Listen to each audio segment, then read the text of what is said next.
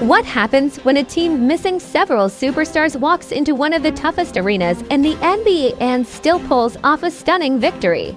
That's exactly what happened when the Golden State Warriors faced the Houston Rockets in a dramatic matchup that went all the way into overtime.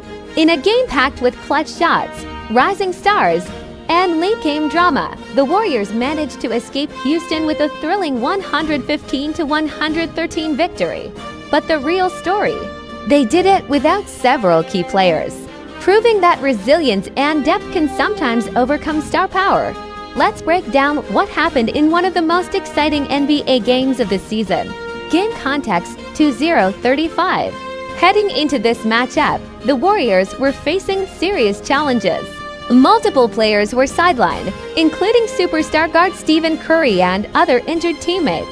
Despite those setbacks, Golden State entered Houston determined to stay competitive in the Western Conference playoff race. Meanwhile, the Rockets were enjoying a strong season and held a solid home record, making them heavy favorites in this matchup. But basketball rarely follows the script. Game action 110 from the opening quarter. The Warriors showed they weren't intimidated. They came out firing, building early momentum with aggressive offense and sharp perimeter shooting. However, the Rockets fought back quickly. Rookie standout Sheppard led Houston with an impressive 30 points, while superstar forward Kevin Durant added 23 points to keep the game tight. By the fourth quarter, the intensity reached playoff levels. Both teams traded baskets, defensive stops, and clutch moments. When the final buzzer sounded at the end of regulation, the scoreboard was tied. Overtime would decide everything, turning point to a clock in overtime. The Warriors' young core stepped up. Guard Brandin Podziemski delivered a breakout performance, finishing with 26 points and 9 rebounds, leading the Warriors in scoring and energy. Meanwhile, veteran leadership played a crucial role. Draymond Green anchored the defense and helped orchestrate the offense, while teammates like Al Horford and De'Anthony Melton made key contributions. Then came the defining moment. With just seconds remaining, Melton grabbed a loose rebound and scored the game-winning basket with about 5 seconds left, giving the Warriors a narrow lead they would not relinquish. Houston had one final chance to tie the game, but the opportunity slipped away, sealing the Warriors' dramatic victory. Why this game matters. 3 o'clock. This win wasn't just another regular season result for the Warriors. It was a statement victory, a reminder that even without their biggest stars, the team still has depth, grit, and championship DNA. Coaches and players even described the game as feeling like a playoff atmosphere, highlighting how crucial the result was for morale and standings in the competitive Western Conference. Closing 3:30. The big question now is, what happens when the Warriors get fully healthy again? If their young players can continue performing like this alongside their returning stars, Golden State could once again become one of the most dangerous teams in the NBA. For now, one thing is clear: against the odds, in hostile territory, and missing key players, the Warriors delivered one of the most dramatic wins of the season. And if this game is any indication, the road to the playoffs is going to be absolutely electrifying.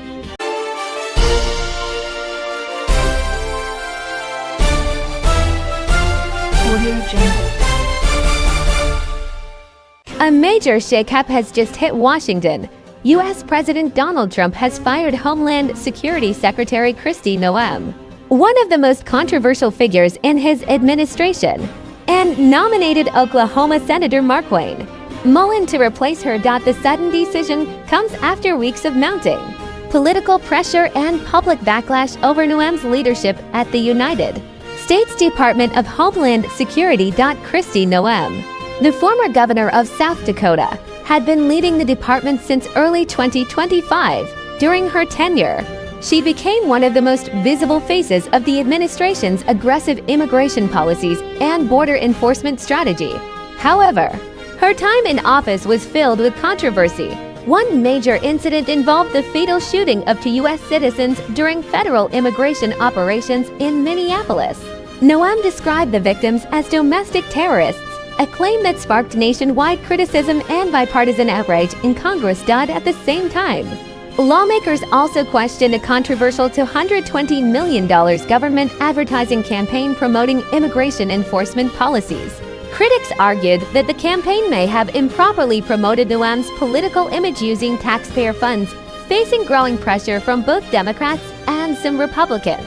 The White House ultimately decided to make a change. President Trump announced that Senator Markwayne Mullin, a close political ally known for his strong stance on border security and immigration enforcement, would become the next Homeland Security Secretary pending Senate confirmation.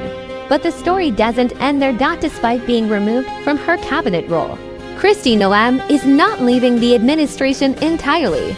Trump says she will move into a new diplomatic position as Special Envoy for the Shield of the Americas, a regional security initiative focused on cooperation across the Western Hemisphere. The move marks the first cabinet-level firing of Trump's second presidential term, signaling growing political tensions inside Washington. Now the big question remains: will this leadership change reshape America's homeland security strategy, or is it just the beginning of more political turbulence ahead?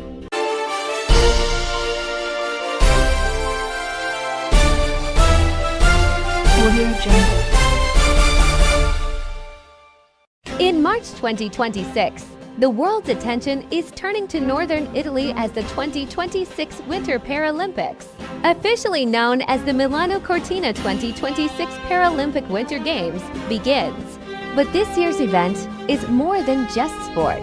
It's a powerful story of resilience, global unity, and rising geopolitical tension. The Games officially kick off on March 6, 2026, with a spectacular opening ceremony at the historic Arena di Verona, one of Italy's most iconic Roman amphitheaters.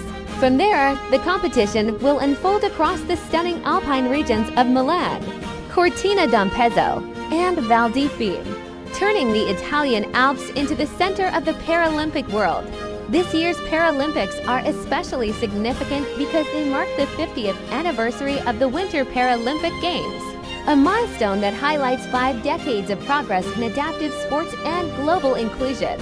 More than 660 elite athletes from around 56 countries are expected to compete across 79 medal events, making this one of the largest Winter Paralympic Games ever.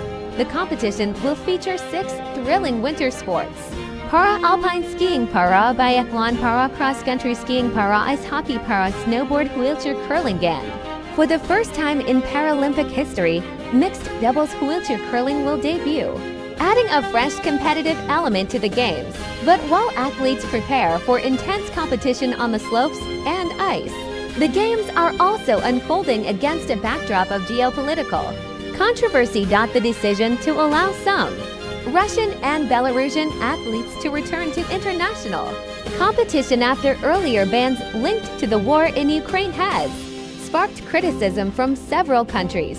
Some delegations have even chosen to boycott parts of the opening ceremony in protest, highlighting how global politics can spill into the world of sport. Despite these tensions, the core message of the Paralympics remains clear: resilience, courage, and human determination.